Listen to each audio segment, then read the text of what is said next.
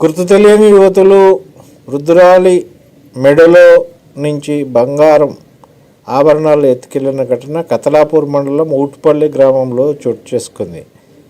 ఇక్కడ మళ్ళొకసారి చదువుదాం. ఇది గుర్తు తెలియని యువతులు, చూడండి, ఇది అండర్లైన్ చేసుకోండి. గుర్తు తెలియని యువతులు వృద్ధురాలి మెడలో నుంచి బంగారు ఆభరణాలు ఎత్తుకెళ్లిన ఘటన కతలాపూర్ మండలం ఊటుపల్లి గ్రామంలో చోటు చేసుకుంది. పోలీసులు బాధితులు తెలిపిన వివరాల ప్రకారం ఊటుపల్లిలో గజల్లి లక్ష్మి ఒంటరిగా నివాసం ఉంటుంది.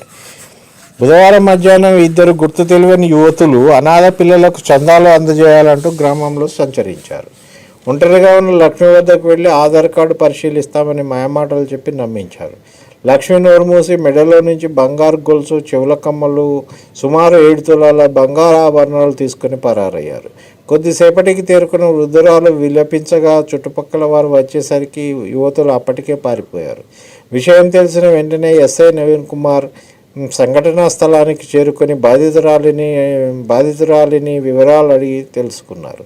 గ్రామంలోని సీసీ కెమెరాల్లో రికార్డైన చిత్రాల ఆధారంగా చోరీకి పాల్పడిన యువతులను పట్టుకునేందుకు చర్యలు తీసుకుంటామన్నారు.